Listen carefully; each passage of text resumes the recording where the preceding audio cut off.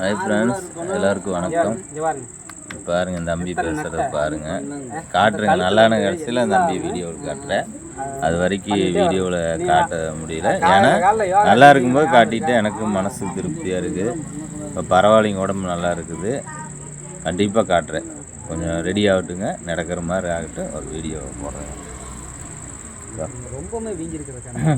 ஐயோ, நல்லா தான் கால் இருந்தது. நாங்கள் போன வாரம் ஞாயிற்றுக்கிழமை மணிக்கு ஈரோடு கக்கட்ட என்னமோ பாலப்பாளையம் அங்கே போய் போட்டு நோண்டி விட்டு அந்த நரம்பை விட்டு இடுக்கி விட்டு இப்படி இந்த கட்டையை வச்சு நோண்டுறாங்க, கத்தியே போட்டான்.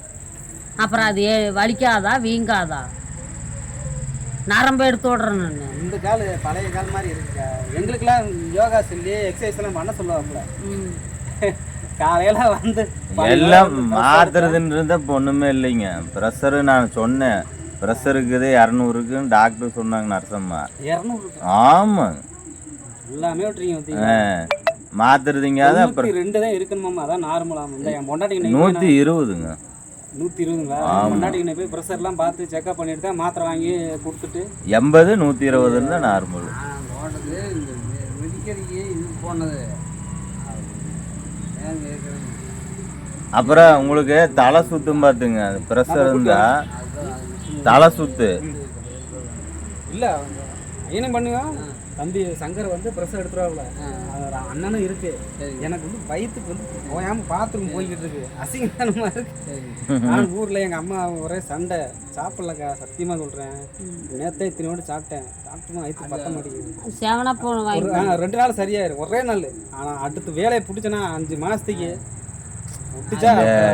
இது இருக்கும் பாருங்க. அந்த தொட்டாச்சி வீங்கிங்க, அதை வந்து அரைச்சு. ஆமாம், கட்டை வந்து யார் தம்பி இங்கே தானே இருப்பாப்புல சங்கர்.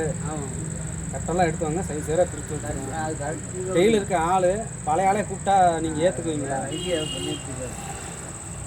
பழைய ஆளே கூப்பிட்டா நீங்கள் ஏற்றுக்குவீங்களா? யார் நம்ம இவன் எந்த ஆள் இருக்காப்புல? இல்லை, பால் போலிங் டெய்லர் சித்ரா வருஷங்களா? இல்லைண்ணே, இந்த சந்தேக பாலத்தில் இருக்காப்புல. ஆமா ஆமா ஆமா, இந்த சின்ன பிரச்சனை எல்லாம் வரலைன்னாப்ல. இப்ப நான் போய் விஷயத்தெல்லாம் இன்னைக்கு நான் சொன்னேன். சொல்லி வர சொல்லுங்க. உண்மையிலே மனிதாமானம் இருந்தா வந்து வேலை செய்யும்.